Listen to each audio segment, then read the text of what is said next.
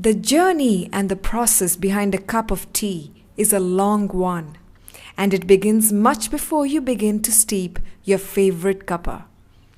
Growing tea and processing it is an art demanding much care and detail. Tea bushes are planted during monsoons. Regular application of folio, which is a mixture of chemicals such as zinc and magnesium, provide for the health of these bushes. Tea leaves, or the produce, are plucked almost throughout the year. Produce is particularly high post-monsoons due to a spurt in growth. Hand plucking is a traditional method involving hundreds of women plucking tea leaves with their hands. Each of these women will contribute up to 21 kilograms of plucked tea leaves at the end of their working day. Hand plucking is today being supplemented by hand sharing. This method has been introduced to counter the effects of large-scale migration by labourer communities to the big cities. This weighs around 650 to 700 grams. A self-sharpening blade, carbon tip blade. So it give much faster cutting. See the weight? You still need strong arms, I think. Yeah. The plucked tea leaves are transported to the nearest factory.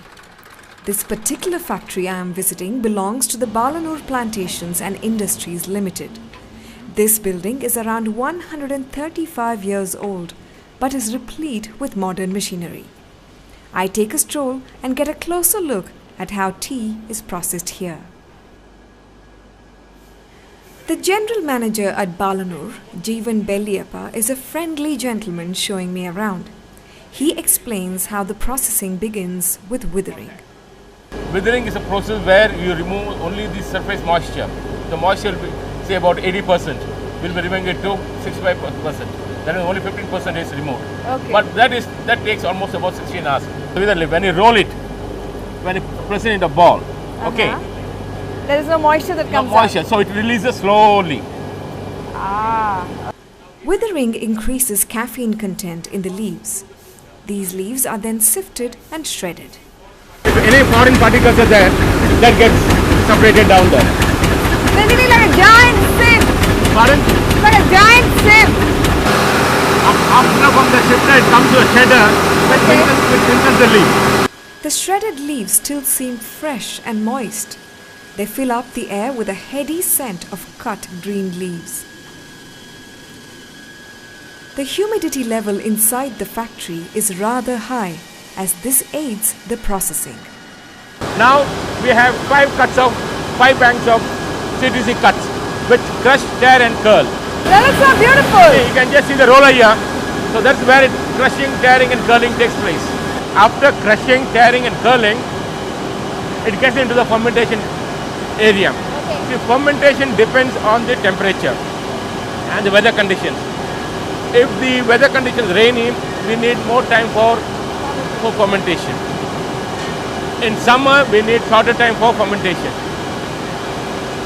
Fermentation is nothing but oxidization.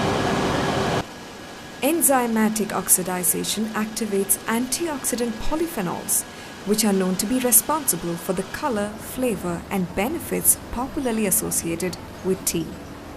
Once it's fermented, already the colors change so much.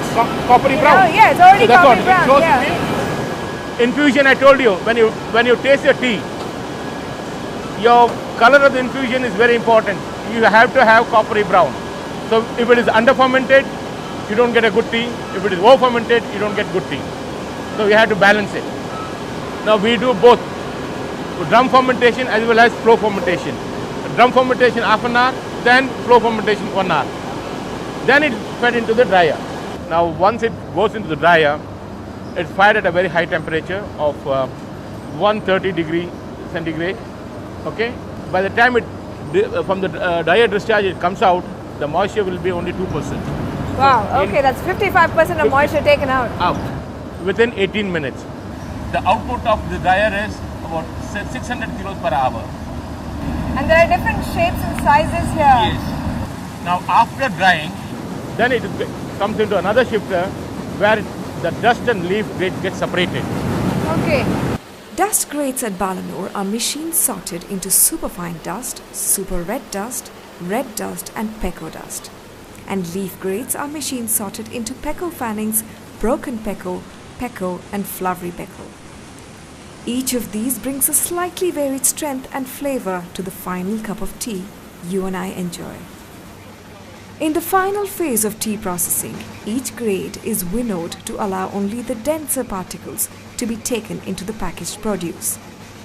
The lighter particles are used to recondition non-premium tea in future processing cycles.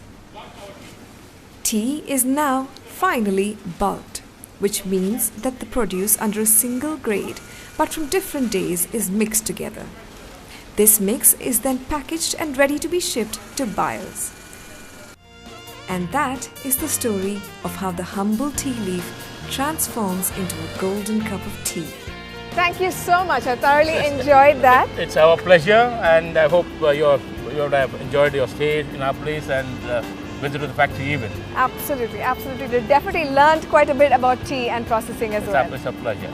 Thank you very much. Thank you very much. Have a pleasant day. Thank you.